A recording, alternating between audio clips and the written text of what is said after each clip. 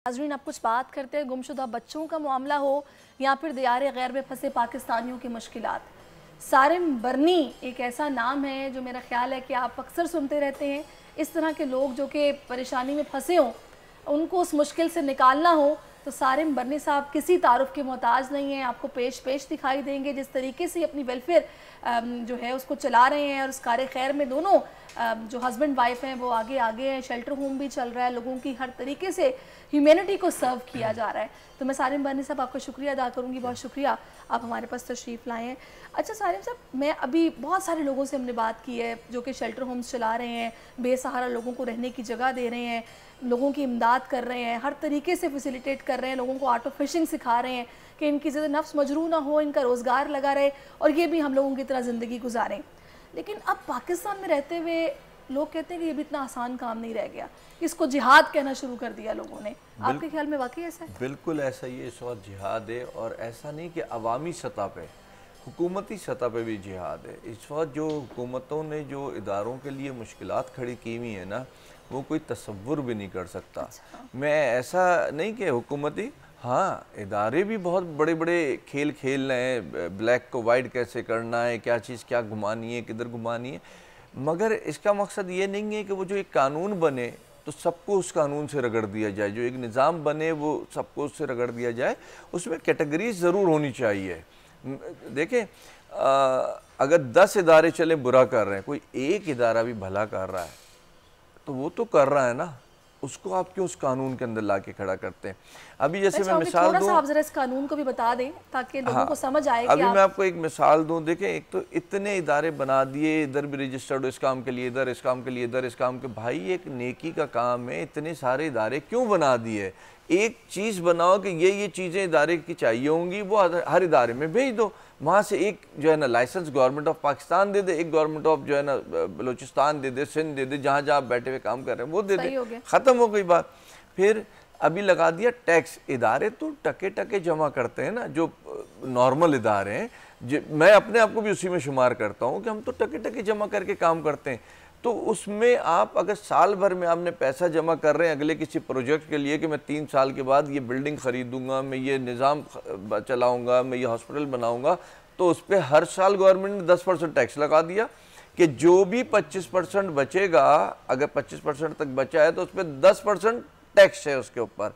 तो आप मुझे बताइए कि ज़कात, मुझे इसकी लॉजिक ही समझ नहीं आ रही कि जब एक इदारा जो कि वेलफेयर काम आपके करने वाला वो कर रहे हैं और आप उस पे भी टैक्स लगा रहे हैं। यही तो बात है अफसोस की कि अमेरिका ऐसे मुल्क के अंदर हम अपने इदारे की बात करें, हम उधर भी रजिस्टर्ड है, हमें कोई देता है तो उसकी कंपनी उसको उतने ही पैसे देती है, उधर टैक्स फ्री करते हैं, उधर कोई किसी किस्म की तंगी नहीं है, परेशानी नहीं है। यहाँ पे अच्छा, हमारे यहाँ बहुत आसानी है इदारों के लिए, अगर आप फ्रॉड की तरफ गामज़न है, अगर आप काम के लिए है ना, तो फिर काम में तो इतनी रुकावटें आपके लिए कि कोई तसव्वुर भी नहीं कर सकता।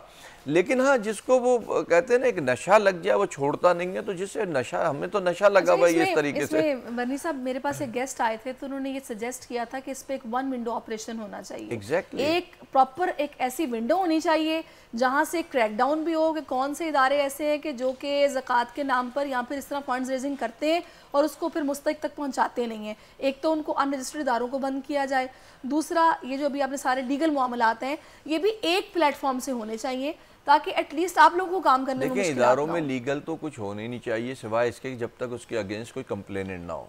ठीक है, एक इदारे के रजिस्ट्रेशन का सिस्टम होना चाहिए, उसके लिए उसूल बना लें कि ये चीज़ें होनी ज़रूरी हैं, इस तरीके से, इस निज़ाम से होना ज़रूरी है, और उसको लेकर के चलें। जो ऑडिट फर्म्स हैं वो बता दी जाए कि इन 5 में से, इन 10 में से आपका ऑडिट होना चाहिए, इसके अलावा नहीं होना चाहिए। हर साल ऑडिट रिपोर्ट होनी चाहिए, वरना अकाउंट्स आपके ब्लॉक कर दिए जाएंगे। ठीक है, कोई तरीक़ेकार बनाए ना तो मज़ा आए। आप उससे टैक्स लेने में आ गए तो आपको अब इससे परवाह नहीं है कि वो भला कर रहा है या बुरा कर रहा है, आपको इससे परवाह है चलो जी हमें भी अब हिस्सा मिलना शुरू हो गया है। तो ये निज़ाम को बदलना चाहिए। अब इदारा अगर कोई गाड़ी एम्बुलेंस इंपोर्ट करता है उस पर भी ड्यूटी लगा दी है, और बहुत सख्त ड्यूटीज़ लगाई हुई हैं। अच्छा, एक तरफ एग्जेम्पशन दे दिए, किसी ने कंटेनर दिया, कंटेनर पुराने सामान का आता है अमूमन, अब वो पुराने सामान के अंदर जो है वो इतने पैसे ले लेते मुख्तलिफ नामों के अंदर कि पता ही नहीं चलता कि ये एग्जाम्पशन था या नहीं था। एग्जाम्पशन तो वो है कि एक कंटेनर हमारे पास आया और हमारे दरवाजे तक वो फ्री ऑफ कॉस्ट पहुंच जाए, वो सिर्फ ट्रक का हम जो है ना उसको लाने के पैसे दें। लेकिन जब हम उसको क्लियर कराने जाते हैं तो अब हम जब बाहर वालों को कहते हैं कि नहीं भाई यहाँ हमारे जो है ना गले पड़ जाता है कंटेनर, तो वो कहते हैं लो आज आप लोगों के पास तो बहुत है इसलिए आप मना कर रहे हैं। नखरे आपके, हमें नखरे नहीं है। आपका जितने का कंटेनर का सामान नहीं बनता उससे ज़्यादा पैसे ये मुख्तलिफ नामों से हमसे ले रहे हैं, तो हम किस तरीके से बोले साहब कि आप लोग माशाल्लाह आप भी हैं, चीपा साहब भी हैं, इस तरह जेडीसी भी है, बहुत सारे इदारे हैं जो वेलफेयर के काम कर रहे हैं। जब ये कानून पास हुआ टैक्स वाला, आप लोगों को मुश्तरका प्रेस कॉन्फ्रेंस करनी चाहिए थी कि भाई ये कैसे आप लगा रहे हैं, हाउ इज इट पॉसिबल एक वेलफेयर ऑर्गेनाइजेशन काम करे लोगों की फलाह के लिए, आपके टैक्स पे करो। दुआ कीजिए कि हम तो सब मुश्तरका हो जाएं तो फिर बहुत सारे मामलात हल हो जाएंगे, इसके लिए दुआ की जा सकती है। और दूसरा ये है कि देखें ये जितने भी हम नाम लेते हैं इदारों के, यकीनन इन्हीं में से कोई इदारे ऐसे खेल में भी मुलव्विस होते हैं ना जिसकी वजह से दीगर इदारों को भी प्रॉब्लम आती है। ये जो FATF वाले जो मामलात चले सारे कुछ हुआ, किससे हुआ? इदारों ही से तो हुआ है ना। इदारों ही ने तो इधर उधर पैसे घुमाए ना, इदारों ही ने तो चक्करबाजियाँ चलाई ना। अब अगर आप 1000 आदमी को खिला करके एक मामूली सी चीज़ और 40,000 लोगों का अकाउंट से पैसे निकालते हैं आप, और वो भी शानदार किसी डिश के, तो ये क्या है? ये ब्लैक को वाइट किया जा रहा है ना। ये और क्या हो रहा है? ये मैंने तो इस पे बकायदा आपने इशारा कर रहे हैं, मैंने सवाल किया। नहीं, मैं कहीं इशारा नहीं कर रहा, मैं कहीं इशारा नहीं कर रहा, मैं जनरल बात कर रहा हूँ आपसे।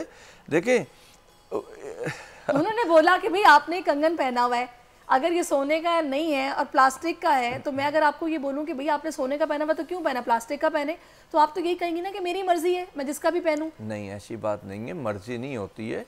कानून, निज़ाम, तरीक़ेकार, आदाब, ये क्या है? ये मर्जी है क्या? ये मर्जी तो नहीं है ना।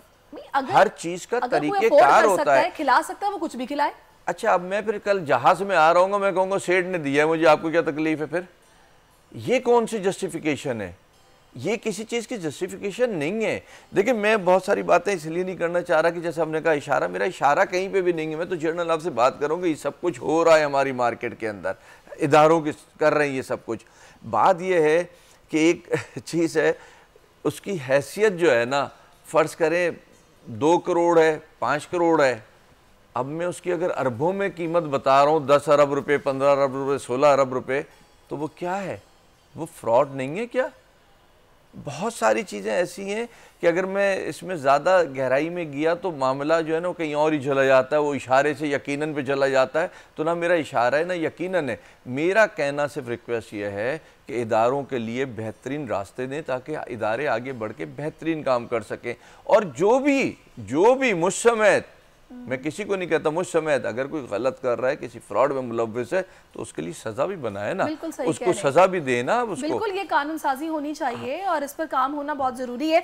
मैं चाहूँगी सारिम साहब आखिर में कोई सारिम बर्नी ट्रस्ट के लिए कोई मैसेज अगर आप देना चाहें तो आप दे सकते हैं, क्योंकि मुझे फिर आगे क्लोजिंग की तरफ। नहीं, ट्रस्ट के लिए क्या मैसेज दूँ? हम हर किसी के लिए काम कर रहे हैं और हर वक्त काम कर रहे हैं। अब इन 2 अल्फाज से मतलब ये भी नहीं होता कि अब जो नाजायज़ बात कोई कर रहा होगा वो भी पूरी हो जाएगी, या नाजायज़ ख्वाहिश कर रहा होगा। अब अक्सर लोग आते हैं कि जी इधर तो इलाज नहीं है, अमेरिका में है तो आप करा दें, आप तो बड़ा बोलते हैं। तो बड़ा बोलने का मतलब ये थोड़ी मैं अमेरिका जाके, हर चीज़ की लिमिट्स होती हैं ना, एक तरीक़ेकार होता है। उस तरीक़ेकार में अगर किसी की भी कहीं से भी कोई भी हेल्प कर सकते हैं वो हम करते हैं। अभी हम शेल्टर होम बना रहे हैं, बहुत बड़ा कराची के अंदर ही बना रहे हैं। उसके अंदर हर किस्म के पेशेंट्स होंगे, लोग होंगे, बुज़ुर्ग होंगे, सारे के साथ। अब लोग तो इस पर भी वो देखें, एतराज़ की भी ना वो कैटेगरीज होती है ना। बूढ़े जो हैं उन्हें क्या किया जाए? ओल्ड होम नहीं बनाए तो किधर रखेंगे उनको? सही बात है, सड़कों पे छोड़ेंगे? नहीं, आप बड़ी अच्छी बात है और अल्लाह करे कि आप अपने इस कॉज को, जो मिशन को आगे लेके चल रहे हैं, आपको अल्लाह ताला मजीद इसमें कामयाब करे, हिम्मत दे और आप ऐसे ही करते रहे। जाहिर है आप लोगों का काम है जिसकी वजह से ये सिस्टम सारा चल रहा है, वरना ये हुकूमत के करने वाले काम आप लोग कर रहे हैं। सब्सक्राइब करें और बेल दबाएं ताकि कोई खबर रह न जाए।